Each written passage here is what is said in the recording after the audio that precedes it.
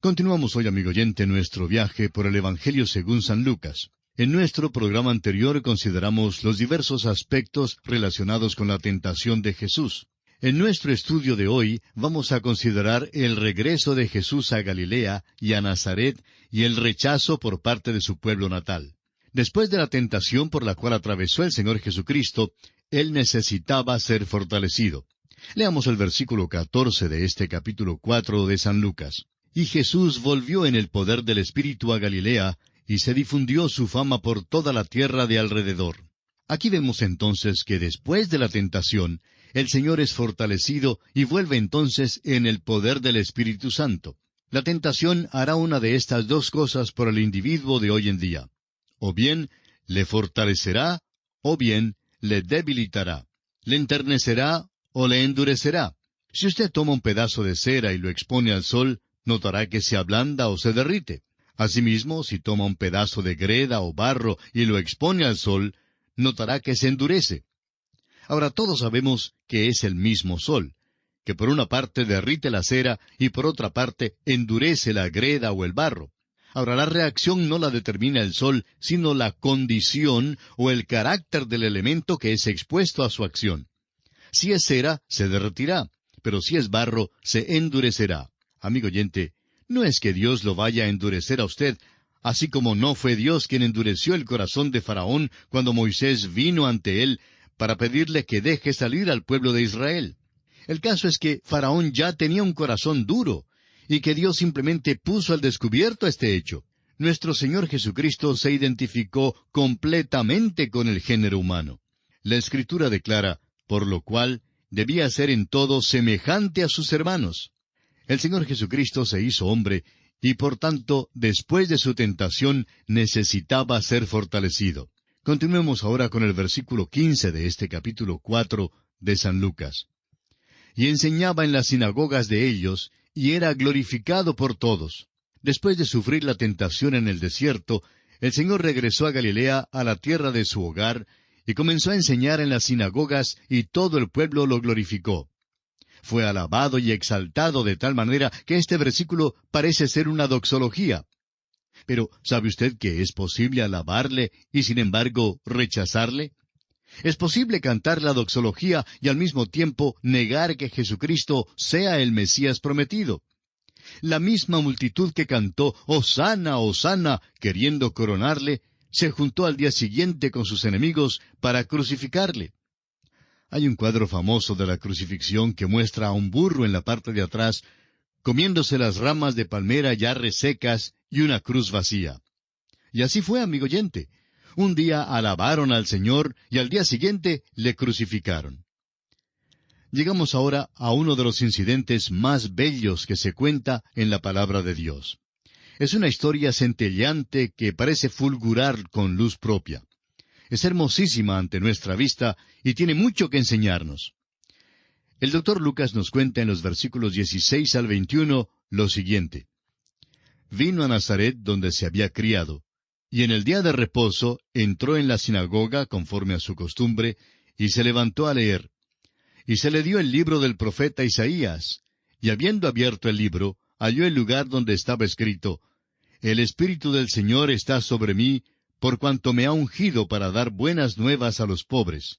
Me ha enviado a sanar a los quebrantados de corazón, a pregonar libertad a los cautivos y vista a los ciegos, a poner en libertad a los oprimidos, a predicar el año agradable del Señor.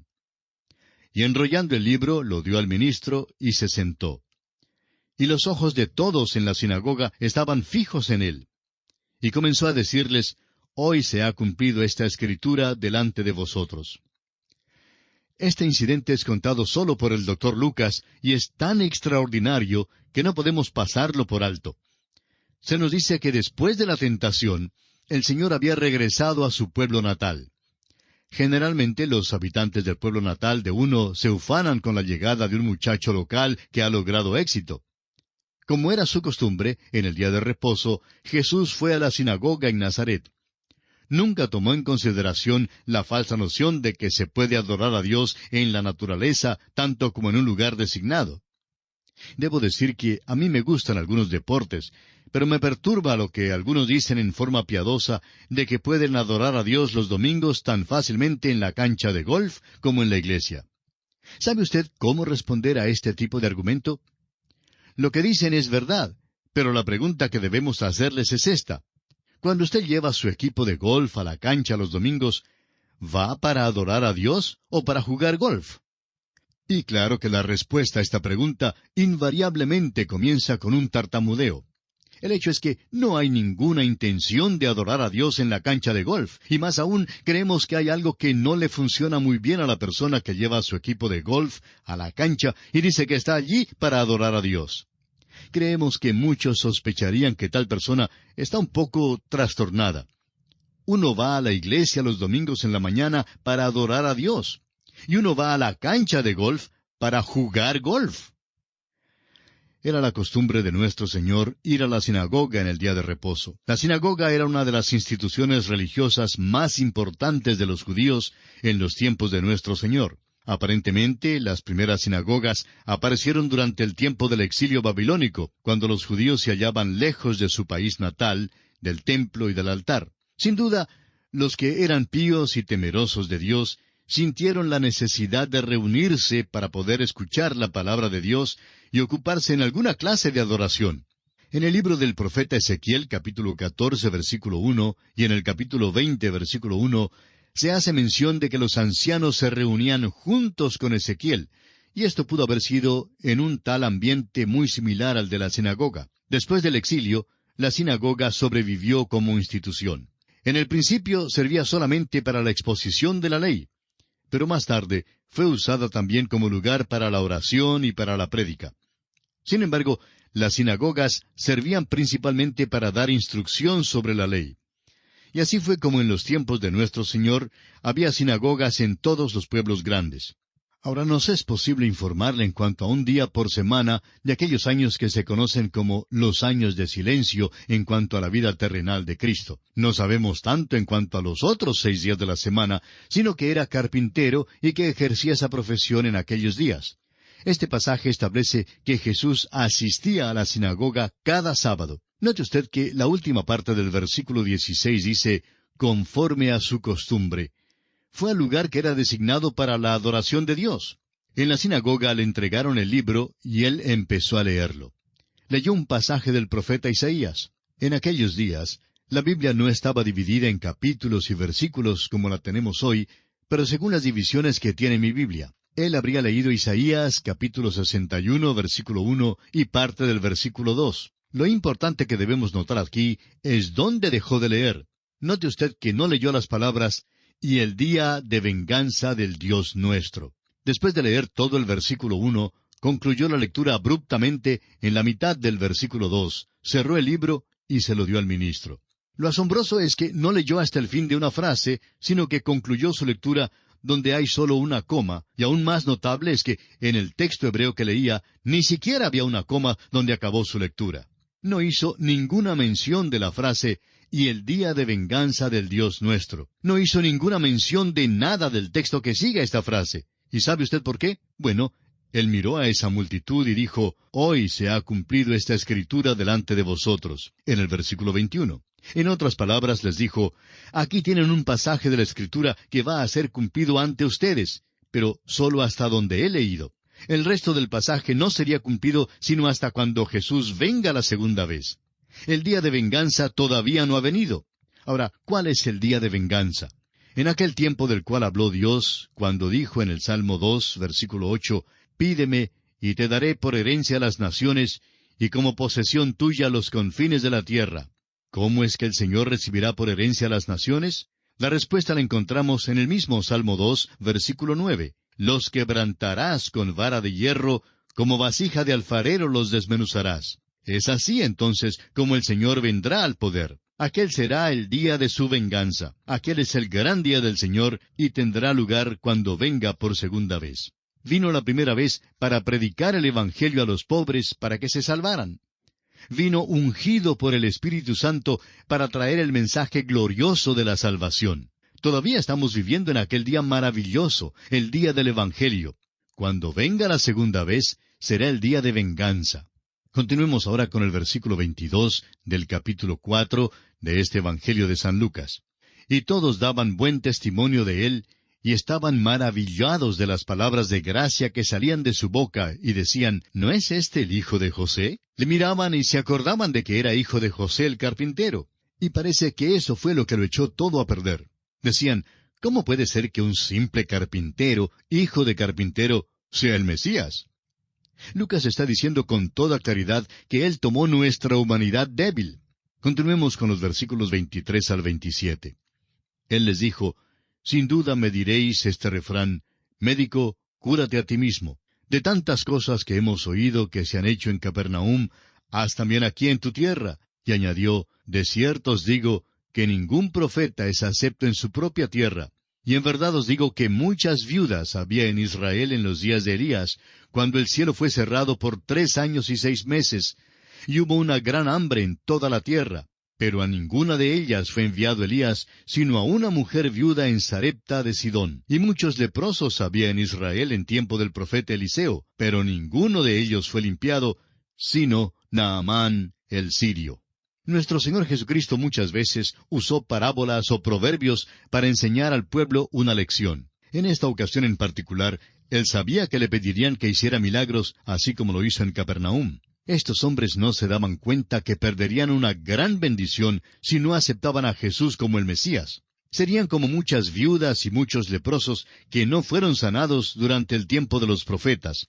Solo unos pocos tenían fe. Veamos ahora los versículos 28 al 30 de Lucas, capítulo 4. Al oír estas cosas, todos en la sinagoga se llenaron de ira, y levantándose, le echaron fuera de la ciudad, y le llevaron hasta la cumbre del monte sobre el cual estaba edificada la ciudad de ellos, para despeñarle. Mas él pasó por en medio de ellos, y se fue. Los del pueblo natal de Jesús le rechazaron. Le llevaron hasta la cumbre de un monte, e intentaron arrojarlo a su muerte.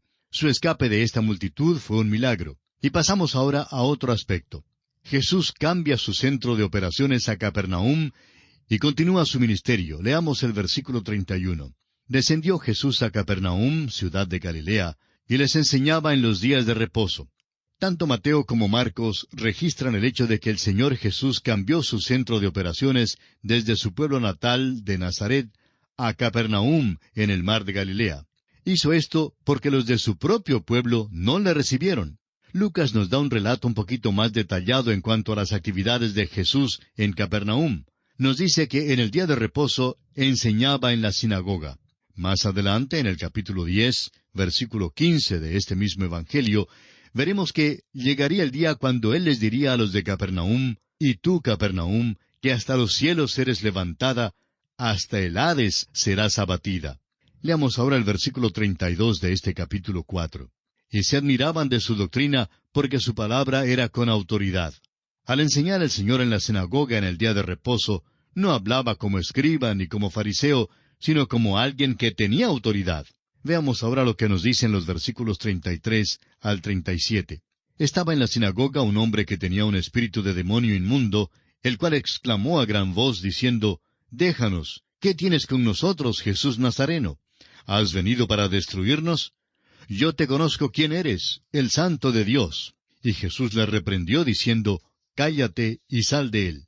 Entonces el demonio, derribándole en medio de ellos, salió de él, y no le hizo daño alguno. Y estaban todos maravillados, y hablaban unos a otros diciendo, «¿Qué palabra es esta, que con autoridad y poder manda a los espíritus inmundos, y salen?» Y su fama se difundía por todos los lugares de los contornos. Vivimos en un día cuando la creencia y la adoración de los demonios ha levantado su cabeza fea de nuevo, y la adoración de Satanás es también una realidad hoy en día. Los demonios estaban obrando en los tiempos de nuestro Señor, y hoy en día están obrando nuevamente. Aún con el uso del licor y de las drogas que se ha extendido tanto hoy, es difícil explicar algunas acciones y crímenes tan terribles, sino admitiendo que se cometen bajo el poder y el control de Satanás. Prosigamos ahora con los versículos 38 y 39 de Lucas capítulo 4. Entonces Jesús se levantó y salió de la sinagoga y entró en casa de Simón. La suegra de Simón tenía una gran fiebre, y le rogaron por ella, e inclinándose hacia ella, reprendió a la fiebre, y la fiebre la dejó, y levantándose ella al instante le servía. Después de salir de la sinagoga, parece que nuestro Señor fue a la casa de Simón Pedro, probablemente para almorzar allí. Mientras estaba en la casa de Pedro, sanó a su suegra. La suegra de Pedro tenía una gran fiebre. Evidentemente tenía una enfermedad, quizá como la fiebre tifoidea. Nuestro Señor reprendió la fiebre, o como lo dice literalmente el doctor Lucas, le puso bozal. Inmediatamente la suegra de Pedro se levantó y le servía. Cuando el Señor sanaba a un enfermo, la curación no venía en forma gradual, sino que ocurría inmediatamente. Alguien que asistió a una reunión de uno de aquellos que se hacen pasar por curadores o sanadores, dijo que en esa reunión habían llevado a un cojo a la plataforma y que después de declarar que había sido sanado, lo tuvieron que llevar afuera todavía con sus muletas y aún cojeando. Luego, alguien llegó a la plataforma diciendo que sufría de un cáncer interno y que el curador declaró que fue sanado inmediatamente del cáncer. Es asombroso cómo las personas aceptan este tipo de testimonio.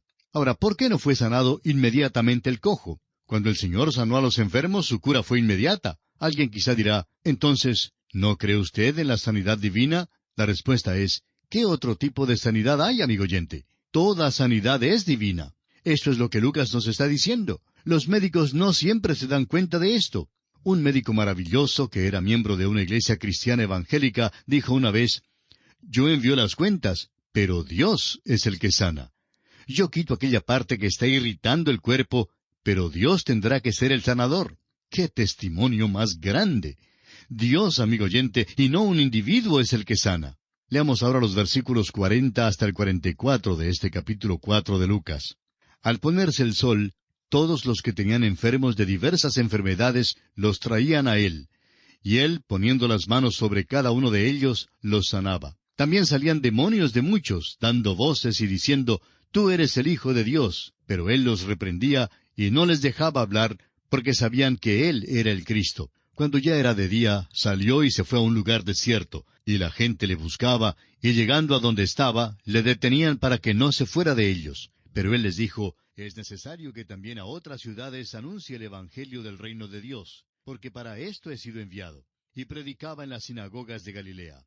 Más tarde, en aquella misma noche, el Señor fue a los que se habían juntado, y de uno en uno les tocó y les sanó. Es interesante que Mateo, al relatar este incidente en el capítulo 8, versículo 17, cita las palabras del profeta Isaías, diciendo, para que se cumpliese lo dicho por el profeta Isaías cuando dijo, Él mismo tomó nuestras enfermedades y llevó nuestras dolencias. Usted notará que el Señor está aquí sanando de una manera maravillosa. Isaías 53:4 dice, Ciertamente llevó Él nuestras enfermedades y sufrió nuestros dolores. Y nosotros le tuvimos por azotado, por herido de Dios y abatido. El Señor llevó las enfermedades con gran compasión, y a pesar de eso, la nación de Israel en aquel día le tuvo por azotado. Y esa es la forma como nosotros le tenemos. Es un hecho que Jesús no sanó a los enfermos en base a la fe, sino que su gran corazón lleno de compasión le impulsó a obrar por ellos. También a nosotros hoy en día se nos manda a tener un corazón igualmente lleno de amor y compasión. El apóstol Pablo dice en Gálatas capítulo 6 versículo 2, sobrellevad los unos las cargas de los otros y cumplid así la ley de Cristo. Notemos finalmente que Él está trayendo el Evangelio del reino, que el reino de los cielos está a la mano y la presencia y la persona del mismo Rey, quien está allí. Y así concluye el capítulo 4 del Evangelio según San Lucas. En nuestro próximo programa comenzaremos el estudio del capítulo 5 de este mismo Evangelio de Lucas. Que la bendición del Señor repose en usted, ahora y siempre.